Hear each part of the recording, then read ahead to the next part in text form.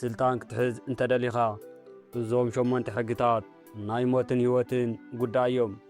ካብዚኦም እቲ ሓደ ሕጊ እንተዘይፈሊጥካዮ ጸላእትኻ ብቐሊሉ ክድምስስኻ እዮም። እስኪ ሓደ ብሓደ ንራእዮም። ሕጊ 41 ድሕሪ ዕዉት ሰብ ኣይትምጻእ። እዚ ሕጊ ካብቶም ኣዝዮም ኣገደስቲ ሕግታት ሮበርት ግሪን ኮይኑ ብዛዕባ እቲ ድሕሪ ሓደ ዕዉትን ተፈላጥን ሰብ ክትመጽእ ከለኻ ዘጋጥመካ ብድሆ እዩ ዝዛረብ። ነዚ ሕጊ ብዝርዝር ኣብዞም 90 ነጥብታት ከፋፊልና ንራእዮ። ሓደ ሰብ ቅድሜኻ ዓብዪ ታሪክ ሰሪሑ እንተሓሊፉ ንስኻ ናብቲ ቦታ ክትመጽእ ከለኻ ንቡር ስራሕ ጥራይ ምስራሕ እኹል ኣይኮነን። ሰባት ኩሉ ግዜ ነቲ ዝሓለፈ ሰብ የኽብርዎ እዮም። ንስኻ እትገብሮ ዝኾነ ነገር ድማ ምስቲ ይወዳደር። እቲ ቀዳማይ ሰብ ምስረታ እዩ ገይሩ ኩሉ ግዜ ካብ ምቕጻል ንላዕሊ ሓይሊ ይወሃቦ። ዝገበርካ እንተገበርካ ኣብ ትሕቲ ጽላሎት እቲ ቀዳማይ ሰብ ኢኻ ትተርፍ። ሰባት እቲ ናይ ቀደም እኮ ከምዚ ዝገብር ነይሩ እናበሉ ዓወትካ ከናእሱ ይኽእሉ እዮም። ታሪካዊ ኣብነት ኣሌክሳንደር ዘግሬት። ኣቦ ኣሌክሳንደር ንጉስ ፊሊፕ ኣዝዩ ሓያልን ንግሪክ ዘወሃሃደን መራሒ ነይሩ። ኣሌክሳንደር ንጉስ ምስ ኮነ ኣብቲ ኣቦ ዝገበሮ ጥራይ እንተዝሕፀር ነይሩ ታሪክ ኣይምመዝገበን። ኣሌክሳንደር እንታይ ገይሩ? ንሱ ንዝኽሪ ኣቦ ሰጊሩ ኸይድ ወሲኑ። ኣቦ ዝሓለሞ ንእሽተይ ግሪክ ጥራይ እዩ ነይሩ። ኣሌክሳንደር ግን ንዓለም ብምልኣ ክወርር ብምብጋስ ናይ ገዛ ርእሱ ሓድሽ ታሪክ ፈጢሩ። ንሱ ኣቦይ ኩሉ ነገር እንተወዲለይ ንዓይ እንታይ ክተርፈኒ እዩ ብምባል ነቲ ኣቦ ዝሓደገሉ ስም ሰይሩ ብናቱ ሓድሽ መንገዲ ተጓዒዙ። ከመይ ጌርካ ኣብ ህይወትካ ትጥቀመሉ? ድሕሪ ዕዉት ሰብ ክትመጽእ ከለኻ ክትጥቀመሎም ዘለካ ስልትታት እዞም ስዑ እዮም። ቀዳማይ ነቲ ጸንሐ ኣሰራርሓ ቀይሮ። እቲ ቅድሜኻ ዝነበረ ሰብ ብሓደ ዓይነት መንገዲ እንተተዓዊቱ ንስኻ ብኻሊእ መንገዲ ተዓወት። ንሰባት ሓድሽ ነገር ኣርእዮም። ካልኣይ ናይ ገዛ ርእስኻ መንነት ፍጠር። ስምካ ምስቲ ናይ ቀደም ሰብ ንኸይተሓሓዝ ፍሉይ ዝኾነ ቅዲ ስራሕ ወይ ኣቀራርባ ኣማዕብል። ሳልሳይ ነቲ ጸንሐ ታሪክ ቅተሎ። እዚ ማለት ነቲ ጸንሐ ልምድታት ብጥበብ ብምፍራስ ሰባት ናባኻ ጥራይ ከም ዝጥምቱ ግበር። ነቲ ጸንሐ ታሪክ ክትድምስሶ ወይ ክትቅይሮ ኣለካ። ስለዚ እዚ ሕጊ ኣብ ስራሕኻ፣ ኣብ ስድራ ቤትካ ወይ ኣብ ዝኾነ ማሕበራዊ ህይወትካ ክትጥቀመሉ ትኽእል ኢኻ። ድሕሪ ዕዉት ሰብ ክትመጽእ ከለኻ እቲ ዋጋ ዓብዪ እዩ። ዝገበርካ እንተገበርካ ምስኡ ስለ ትወዳደር ዕጽፊ ክትጽዕር ኣለካ። ስልጣንካ ንምርግጋጽ ግን ነቲ ጸንሐ ታሪክ ክትክእ ዘይኮነስ ናትካ ሓድሽ ታሪክ ክትጅምር ኣለካ። ዝኸበረ ስልጣን ዝመጽእ ካብቲ ንስኻ ባዕልኻ ዝፈጠርካዮ ሓዱሽ መንገዲ እዩ። እዚ ቪድዮ ናብ ኩሉ ንኽባጻሕ ላይክ ሼር ግበሩ። ዝያዳ ንውሽጣዊ ሰላምኩምን ዓወትኩምን ዝሕግዙ ቪድዮታት ንምርኣይ ድማ ሳብስክራይብ ምግባር ኣይትረስዑ። ሕጊ 42 ነቲ ጓሳ ውቃዕዮ እተን ኣዋጊዕ ክብተና እየን። እዚ ሕጊ ሓደ ካብቶም ዝበልሑን ዝሓየሉን ስልትታት ስልጣን ኮይኑ ኣብ ክንዲ ምስ ኩሉ ሰብ እትቃለስ። ነቲ ምንጭ ጸገም ኣለሊኻ ብምውቃዕ ከመይ ጌርካ ጸገማትካ ብቐሊሉ ከም እትፈትሕ ይምህር። ነዚ ሕጊ ብዝርዝር ኣብዞም 90 ነጥብታት ከፋፊልና ንራእዮ። ኣብ ዝኾነ ጉጅለ ትካል ወይ ማሕበረሰብ ጸገም ዝፈጥሩ ሰባት ብዙሓት ክመስሉ ይኽእሉ እዮም። ይኹን እምበር እቲ ሓቂ ግን ኩሉ ግዜ ሓደ ወይ ክልተ መላዓዓልቲ ሰባት እዮም። እዞም ሰባት እዚኦም እቶም ንኹሉ ሰብ ዘበኣእሱ ወረታት ዝፈጥሩ ወይ ድማ ተቃውሞ ዘለዓዓሉ እዮም። እዞም ሰባት እዚኦም እቶም ጓሶት እዮም። እቶም ዝተረፉ ሰባት ድማ ብዘይ ምስትንፋስ ዝስዕቡ ኣዋጊዕ እዮም። ምስ ኩለን እተን ኣዋጊዕ ክትቃለስ እንተፈቲንካ ግዜኻን ሓይልኻን ጥራይኻ እተጥፍእ። ነቲ ጓሳ ነቲ መራሒ እንተወቂዕካየ ግን እተን ኣዋጊዕ መራሒ ስለ ስእና ፋሕ ክብላ እየን። ነቲ ጓሳ ከመይ ጌርካ ተለልዮ? ነቲ ቀንዲ ምንጭ ጸገም ንምፍላጥ እዞም ስዑ ምልክታት ተዓዘብ። ኣብ ሓደ ግጭት እቲ ብሕሹኽሹኽ ዝዛረብ ንሰባት ዘለዓዕል ወይ ድማ ብድሕሪ መጋረጃ ኮይኑ ገመድ ዝስሕብ ሰብ መን እዩ? እቲ ጸገም ዝፈጥር ዘሎ ሰብ እንተተኣልዩ እቲ ሃዋህው ክረግእ ይኽእል እዩ። መልሱ እወ እንተኾይኑ ንሱ እቲ ጓሳ እዩ። ነቲ ጓሳ ምስ ኣለሌኻዮ ንዕኡ ንምስዓር ክትጥቀመሎም ዘለካ ሜላታት ቀዳማይ ምንጻል እቲ ቀንዲ መለዓዓሊ ካብቲ ጉጅለ ነጽሎ ካብቶም ሰዓብቱ ክርሕቕ ግበሮ። ካልኣይ ተኣማንነቱ ምድምሳስ ነቲ ጓሳ ዘለዎ ተሰማዓነት ኣጥፋዮ። ሰባት ምስ ዘይኣምንዎ ቃል ዋጋ ኣይህልዎን እዩ። ነዚ ሕጊ ኣብ ህይወትካ ከመይ ጌርካ ትጥቀመሉ? ቀዳማይ ኣብ ናይ ስራሕ ቦታ ኣብ ስራሕኻ ኩሉ ግዜ ዘማርር ንኩሉ ሰብ ዘባእስ ወይ ድማ ጽልኢ ዝዘርእ ሓደ ሰብ ክህሉ ይኽእል እዩ። ምስ ኩሎም እቶም ምስኡ ዝስማዕምዑ ሰባት ኣይትባእስ። ካልኣይ ኣብ ዝምድናታት ኣብ መንጎኻን ኣብ መንጎ ፈተውትኻን ጸገም ዝፈጥር ሳልሳይ ሰብ እንተሃልዩ ነቲ ሰብ ካብቲ ዓንኬል ኣውፃዮ። ሰባት ብባህርዮም ሰዓብቲ ፎሎወርስ እዮም። ሓደ ሓያል ወይ ድማ መሳጢ መራሒ ምስ ረኹ ይስዑ። እቲ መራሒ ምስ ተኣለየ ግን ንወይኖም ክውስኑ ይሽገሩ፣ ይፈርሑ፣ ድሕሪ ድማ ተዋታቲኖም ይጠፉ። ሕጊ 43 ኣብ ልብን ኣእምሮን ሰባት ዕየ። እዚ ሕጊ ሓቀኛ ነባርን ስልጣን ካብ ምንታይ ከም ዝምንጩ ዝሕብር መሰረታዊ ጥበብ እዩ። ስልጣን ማለት ንሰባት ብሓይሊ ምግዛእ ዘይኮነስ ንሰባት ብፍቓዶም ክስዕቡኻ ምግባር ማለት እዩ። ሰባት ንሓደ ነገር ክተገድዶም እንተፈቲንካ እቲ ግብረ መልሲ ኩሉ ግዜ ተቃውሞ እዩ። ብሓይሊ ዝተገዘአ ሰብ ኣብ ውሽጢ ጽልን ሕነ ናይ ምፍዳይ ድልየትን ይሕድር። ዕዱል ምስ ረኸበ ድማ ክጠልመካ እዩ። ሓቀኛ ስልጣን ወይ ክስዕቡኻ ምስ መርፁ እዩ ዝመጽእ። ሰባት ብድልየቶም ክስዕቡኻ እንተኾይኖም መጀመርያ ልቦምን ኣእምሮምን ክስዕር ኣለካ። ኣብ ልቢ ምስራሕ ማለት እንታይ ማለት እዩ? ልቢ ማእኸል ስምዒታት እዩ። ሰባት ብስምዒት እዮም ዝመሓደሩ። ናይ ሰባት ድልየት፣ ፍርሒ፣ ተስፋን ባህግታትን ፍለጥ። ነዚኦም ብምትንካፍ ድማ ተኣማንነት ኣጥሪ። ሰባት ዝስምዖም ስምዒት ከም ዝርድአካ ኣርእዮም። ሰብ እዚ ሰብ ይርድአኒ እዩ ኢሉ ምስ ዝሓስብ ልቡ ይኸፍተልካ። ንሰባት ክተርድእ ከለኻ ዘናቓቕሑ ቃላት፣ ዛንታታት ወይ ምልክታት ተጠቀም። ኣብ ኣእምሮ ምስራሕ ማለት እንታይ ማለት እዩ? ኣእምሮ ማእኸል ርትዕን ጥቕምን እዩ። ረብሓ ሓብር እቲ ንስኻ ክትገብሮ እትደሊ ነገር ንዓኣቶም እውን ከመይ ገይርኩም ዝጠቕሞም ኣእምኖም። ሰብ ካብቲ ንዓኻ ዝዎ ዘሎ ቃልሲ እንታይ ዓይነት ረብሓ ከም ዝረብሕ ምስ ተረድአ ጥራይ እዩ ምሳኻ ዝኸውን። ሰባት ጥቕሞም ዝሕልወሎም ሰብ እዮም ዝደልዩ። ንረብሓታቶም ቀዳምነት ከም እትህብ ኣርእዮም። ከመይ ጌርካ ኣብ ህይወትካ ትጥቀመሉ? ቀዳማይ ንመንነት ሰባት ኣጽንዕ። ቅድሚ ዝኾነ ስጉምቲ እቶም ክትጸልዎም እትደሊ ሰባት እንታይ ዓይነት ዋጋታት ከም ዘለዎም ፍለጥ። ካልኣይ ቀስ ብቐስ ተወከስ። ብሓደ ግዜ ክትቋጻጸሮም ኣይትፈትን። ንኣተሓሳስቦኦም ብጥበብ ቀይሮ። ሳልሳይ ብኣካልን ብመንፈስን ቅረቦም። ኣብ ማእኸሎም ኩን። ባህሎምን ልምዶምን ኣኽብር። ወዲ ሰብ ባህሪኡ ናጽነቱ ክሕሎ ይደልዩ። ነባሪ ስልጣን ክህልወካ እንተኾይኑ ኣብ ልብን ኣእምሮን ሰባት ዕየ። ዝበለጸ ስልጣን ሰባት ብፍቓዶም ናባኻ ክስዕቡኻ ምግባር እዩ።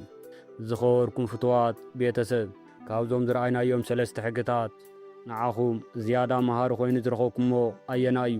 መልስኹም ኣብ ኮመንት ጸሓፉ። እቲ ቪድዮ ናብ ኩሉ ንኽባጻሕ ላይክ ሼር ግበሩ። ሕጊ 44 ብመስትያት ጌርካ ኣደናግሮም። እዚ ሕጊ ሓደ ካብቶም ኣዝዮም ዝበልሑን ንጸላእትኻ ኣብ ዓብዪ ስነልቦናዊ ወጥሪ ዘእቱን ስልቲ እዩ። ቀንዲ ሓሳቡ ድማ ነቲ ጸላኢኻ ወይ መጻርርትኻ ዝገብሮ ዘሎ ነገር ልክዕ ከምኡ ጌርካ ብምድጋም ምስራሕ ዘይኽእል ምግባር እዩ። ነዚ ሕጊ ብዝርዝር ኣብዞም ስዑ ነጥብታት ከፋፊልና ንራዮ። መስትያት ንዓኻ ዘሎ ነገር ጥራይ እዩ ዘርእየካ። ኣብ ስልጣን እውን ባህሪ ጸላኢኻ ልክዕ ከምኡ ጌርካ እንተደጊምካሉ ንሱ እዚ ሰብ እንታይ ይሓስበሎ ኢሉ ክዳናገር እዩ። መጀመርያ መከላኸሊኡ የውርድ። ንባህሪኡ ስለ ትመስል ንዓኻ ከም ጸላኢ ገይሩ ክርእየካ ይጽገም። እዚ ሕጊ ብ3 መንገዲ ክትጥቀመሉ ትኽእል ኢኻ። ቀዳማይ እቲ መከላኸሊ መስትያት ጸላኢኻ ዝገብሮ ዘሎ ስልቲ ልክዕ ከምኡ ጌርካ ድገሞ። ንሱ ክጠልመካ እንተፈቲኑ ንስኻ እውን ከምኡ ግበር። ንሱ ምሽጥራዊ ክኸውን እንተኾይኑ ንስኻ እውን ምሽጥራዊ ኹን።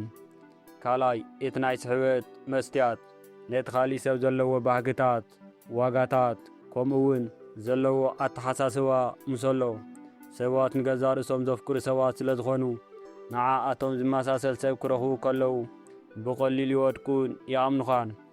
ሳልሳይ እቲ ስነ ምግባራዊ መስትያት ሓደ ሰብ ሕማቕ ባህሪ እንተሪእካ ንስኻ እውን ልክዕ ከምቲ ንሱ ዝገብሮ ጌርካ ኣርዮ። እዚ ድማ እቲ ባህሪኡ ክንደይ ሕማቕ ምዃኑ ንባዕሉ ክረኣዮ ይገብሮ። መብዛሕትኡ ሰብ ባህሪኡ ኣብ ገዛ ርእሱ ጥራዩ ዘትኩር። መስትያት ምዃን ማለት ሓቀኛ መንነትካ ምሕዋእ ማለት እዩ። ጸላእትኻ ባህሪኦም ክተዳናግሮም ከለኻ ንዓኣቶም ንምጥቃዕ ዝሓሸ ዕድል ትረክብ። ብልሒ ማለት ንጸላእኻ ባህሪኡ ስዒርካ ስልጣንካ ምውሓስ ማለት እዩ። ሕጊ 45 ለውጢ ከም ዘድሊ ስበኽ ግን ብሓደ ግዜ ኣይትቐይሮ። እዚ ሕጊ ሓደ መራሒ ወይ ስልጣን ዝደሊ ሰብ ከመይ ገይሩ ሰባት ከይፈርሑን ከይጠለሙን ለውጢ ከም ዘተኣታቱ ይምህር። ወዲ ሰብ ባህሪኡ ለውጢ ከም ዘድልዮ ብኣፉ ይዛረብ እዩ። ሓድሽ ነገር ዝሓሸ ህይወትን ዕብየትን ይምነ። እቲ ሓቂ ግን ሰባት ባሮት ልምዶም እዮም። ባህሊ ወይ ኣነባብራ ሕማቕ እውን እንተኾነ ድሕንነት ይፈጥረሎም እዩ። ዓብዪ ለውጢ ብሓደ ግዜ ምስ መጽእ ሰባት እቲ ድሕንነቶም ከም ዝተተንከፈ ይስምዖም እሞ ብርቱዕ ተቃውሞ የርዩ። ስለምንታይ ኢኻ ለውጢ እትሰብኽ? ለውጢ ክትሰብኽ ከለኻ ሰባት ከም ርሑቕ ዝጥምት መራሒ ገይሮም ይርዩኻ። ሰባት ተስፋ ይረኹ። እዚ ድማ ሓድሽ ንፋስ ከም ዝመጸ የርኢ። ስለምንታይ ኢኻ ብሓደ ግዜ ዘይትቕይሮ? ለውጢ ብተግባር ክመጽእ ከሎ ግን ኣዝዩ ጥንቃቐ የድልዮም። ሰባት ነቲ ጥንታዊ መንገዶም ክገድፉ ከለዉ ይርበሹ እዮም። ነባሪ ለውጢ ክመጽእ እንተኾይኑ ነቲ ዝጸንሐ ስርዓት ዘኽብር ክኸውን ኣለዎ። ለውጢ ክተተኣታቱ እንተደሊኻ እዞም ስዑ ሜላታት ተጠቀም። ቀዳማይ ነቲ ሓድሽ ነገር ብናይ ቀደም ኣልብስ። ሓደ ሓድሽ ሓሳብ ክተምጽእ ከለኻ ከም ሓድሽ ነገር ዘይኮነስ ነቲ ጥንታዊ ጽቡቕ ልምድና ንምምላስ ጌርካ ኣቕርቦ። ሰባት ነቲ ሓድሽ ነገር ብናይ ቀደም ዓይኒ ክርእይዎ ግበሮም። ካልኣይ ንታሪክ ኣኽብር። ለውጢ ክተምጽእ ከለኻ እቲ ዝሓለፈ ኩሉ ሕማቕ ነይሩ ኣይትበል። ኣብ ክንዱ እቲ ዝሓለፈ ጽቡቕ መሰረት ነይሩ፣ ነገር ግን ዝያዳ ክነማዕብሎ ኣለና ብምባል ኣእምኖም። ሳልሳይ ቀስ ብቐስ ኣዕብዮ። ነቲ ለውጢ ብንኣሽቱ ስጉምትታት ኣተኣታትዎ። ታሪካዊ ኣብነት ቶማስ ክሮምዌል ኣብ ዓዲ እንግሊዝ ንጉስ ሄንሪ ሻምናይ ዓብዪ ሃይማኖታዊ ለውጢ ክገብር ከሎ ክሮምዌል ነቲ ለውጢ ብጥበብ እዩ ኣተግቢርዎ። ነቲ ሃይማኖታዊ ስርዓታት ቀይርዎ፣ ግን ድማ ነቶም ጥንታውያን ኣስማትን ስነ ስርዓታትን ከም ዘለዉ ገይርዎም። ሰባት እቲ ለውጢ ብሓቂ ዝመጸ ኮይኑ ከይተሰምዖም እዮም ለሚዶም። ስለዚ ነዚ ሕጊ ኣብ ስራሕ፣ ኣብ ስድራ ቤት ከምኡውን ኣብ መሪሕነት ተጠቐመሉ። ወዲ ሰብ ኣብ መንጎ ተስፋን ፍርሕን እዩ ዝመላለስ። ተስፋ ንለውጢ ይጽውዕ፣ ፍርሒ ግን ነቲ ለውጢ ይቃወሞ። እቲ መራሒ ድማ ንተስፋ ሰባት ብቓላቱ ክምግቦም፣ ንፍርሒ ሰባት ድማ ብተግባሩ ክህዶም ኣለዎ። ሕጊ 46 ፈጺምካ ፍጹም ኣይትምሰል። እዚ ሕጊ ብዛዕባ እቲ ኣብ መንጎ ሰባት ዝፍጠር ኣዝዩ ሓደገኛ ስምዒት ቅኒ ዝመክር ጥበብ እዩ። ኩሉ ግዜ ዕዉትን ካብ ኩሉ ንላዕሊ ዝበለጸን መሲልካ ክትቐርብ ምፍታን ሚስጥራዊ ጸላእቲ ጥራይ ከም እተፍሪ የጥንቅቐካ። ዝበለጸ ክትከውን ምጽዓር ጽቡቕ እዩ። እቲ ሓደጋ ግን ነቲ ብልጫኻ ብዘይ ዝኾነ ጉድለት ኣብ ቅድሚ ሰባት ክተርእዮ ከለኻ እዩ። ሰባት ባህርዮም ምስ ካልኦት ሰባት ይወዳደሩ እዮም። ንስኻ ፍጹም ኮይንካ ክትረአ ከለኻ እቶም ካልኦት ኣብ ውሽጦም ታሕተዎት ኮይኑ ስለ ስምዖም ብዘይፍላት ቅኒ ይሓድሮም። ቅኒ ብምስጢር ዝሰርሕ ጸላእ እዩ። ሰባት ብኣፎም እናመስገኑኻ ብልቦም ግን ክትወድቕ ይምነ እዩ። ስለምንታይ እዩ ፍጹምነት ሓደገኛ ዝኸውን? ቀዳማይ ቅኒ ናብ ዕንቅፋት ይመርሕ። ሰባት ንዓኻ ክበጽሕኻ ከምዘይኽእሉ ምስ ተረድኦም ንዓኻ ናብቲ ናታቶም ደረጃ ንምውራድ ምስጢራዊ ተንኰላት ክሰርሑ ይጅምሩ። ካልኣይ ምፍልላይ ይፈጥር። ሰባት ንዘይጋገን ዝኾነ ድኽመት ንዘየርን ሰብ ክቐርብዎ ይሽገሩ እዮም። እዚ ሰብ ከማና ሰብ ኣይኮነን ዝብል ስምዒት ይሓድሮም። ከመይ ጌርካ ኣብ ህይወትካ ትጥቀመሉ? ስልጣንካን ተቐባልነትካን ንምዕቃብ ሓላሓሊፍካ ሰብኣዊ ምዃንካ ኣርኢ። ቀዳማይ ጉድለትካ ኣርኢ። ሓላሓሊፍካ ንኣሽቱ ጌጋታት ከም እትገብር ወይ ድማ ገለ ዘይተዓወትካሎም ነገራት ከም ዘለዉ ብምዝራብ ንሰባት ምሳኻ ቅርበት ከም ዝስምዖም ግበር። ካልኣይ ዓወት ናብ ዕድል ኣጽጋዕዮ። ኩሉ ዓወትካ ብናይ ገዛ ርእስኻ ጥራይ ከም ዝመጸኻ ምምካሕ ዕድል እውን ሓጊዝን እዩ ምባል ንቕንኢ ሰባት የህዶ እዩ። ሰባት ዕድል እንተሃልዩ ንሳቶም እውን ክዕወቱ ከም ዝኽእሉ ስለ ዝሓስቡ ንዓኻ ከም ጸላኢ ኣይርኢኻን። ሳልሳይ ሓገዝ ሕተት። ንሰባት ሓገዝ ክትሓቶም ከለኻ ንሳቶም ኣገዳሲ ስምዒት ይሓድሮም እሞ ተቐባልነትካ ይውስኽ። ስለዚ እዚ ሕጊ ኣብ ስራሕ፣ ኣብ ማሕበራዊ ህይወት፣ ኣብ መሪሕነት ተጠቐመሉ። ቅንኢ ንስልጣን ዝበልዕ ሓዊ እዩ። ነዚ ሓዊ ንምጥፋእ ድማ ፈጺምካ ፍጹም ኣይትምሰል። ሓላሓሊፍካ ንእሽተይ ጉድለታትካ ብምርኣይ ሰብኣዊ ኮይንካ ቅረብ። ሰባት ክፈርሑኻ ዘይኮነስ ክፈትዉኻን ክስዕዉኻን እንተጌርካ ዓወትካ ነባሪ ይኸውን። ሓቀኛ ሓይሊ ኣብ ትሕትናን ሰብኣዊ ምዃንን እዩ ዝርከብ። ሕጊ 47 ኣብ ዓወትካ መዓዝ ደው ክትብል ከም ዘለካ ፍለጥ። እዚ ሕጊ ካብቶም ኣዝዮም ኣገደስቲ ናይ ስልጣን ስልትታት ሓደ ኮይኑ ብዛዕባ ርእሰ ቁፅፅር ዝምህር እዩ። ዓወት ንሰብ ከርብዮን ናብ ጥፋት ክመርሖን ከም ዝኽእል ዘጥንቅቕ ብልሒ እዩ። ዓወት ኣዝዩ መሳጥን ዘስክርን ስምዒት እዩ። ሓደ ሰብ ሓደ ግዜ ምስ ተዓወተ ኣነ ዝኾነ ነገር ክገብር ይኽእል እየ፣ ኣነ ዘይሰዓረ ዝብል ስምዒት ይሓድሮ። እዚ ድማ ካብቲ ዝተመደወሉ ሽቶ ንላዕሊ ክኸይድ የግድዶ። እቲ ዝለዓለ ሓደጋ ዝመጽእ ኣብቲ ሰዓት ዓወት እዩ። ምኽንያቱ ትዕቢትን ስስዕን ንጥንቃቐኻ ስለ ዝቐትልዎ። ስለምንታይ እዩ ደው ምባል ዘጽግም? ቀዳማይ ስስዐ። ሓደ ሰብ ምስ ተዓወተ ካሊእ እውን ክውስኸለኒ ይብል እሞ ናብ ዘየድሊ ሓደጋታት ይኣቱ። ካልኣይ ትዕቢት። ዓወት ንዓቕምኻ ካብቲ ዘለዎ ንላዕሊ ጌርካ ንኽትርዮ ይገብረካ። ሳልሳይ ሓደሽቲ ጸላእቲ ምፍጣር። ካብቲ ዘድሊ ንላዕሊ ክትስዕር ምስ እትፍትን ነቶም ዝተሰዓሩ ሰባት ብዝለዓለ ተሕርቖም እሞ ሓንሳውን ሓዋርን ክድምስሱኻ ሕነኽፈድዩ ይለዓዓሉ። ሓቀኛ ተዓዋቲ ንምዃን እዞም ስዑ ስልትታት ተኸተል። ቀዳማይ ቅድሚ ምጅማርካ ሽቶኻ ነጽር።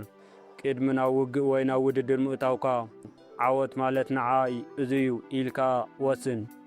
ምስ ወቓዕኻየ ድማ ደበል። ካልኣይ ዓወትካ ኣስተማቕሮ። ሓደ ግዜ ምስ ተዓወትካ ስጉምትታትካ ንምግምጋምን ሓይልኻ ንምእካብን ግዜ ሃብ። ታሪካዊ ኣብነት ናፖልየን ቦናፓርት። ናፖልየን መወዳእታ ዘይብሉ ዓወት ይደሊ ነይሩ። ኣብ ኣውሮፓ ብዙሕ ተዓዊቱ እዩ፣ ግን ደው ክብል ኣይከኣለን። ናብ ሩስያ ኸይድ ከሎ ግን ዓቕሙ ስለ ዝፈሰሰን ኩነታት ስለ ዝተቐየረን ዓብዪ ውድቀት ኣጋጢምዎ። ሽቱ እንተዝፈልጥን መዓዝ ደው ከም ዝብል እንተዝርዳእን ስልጣኑ ንነዊሕ ግዜ መቐጸለ ነይሩ። ኣብ ህይወትካ ከመይ ጌርካ ትጥቀመሉ?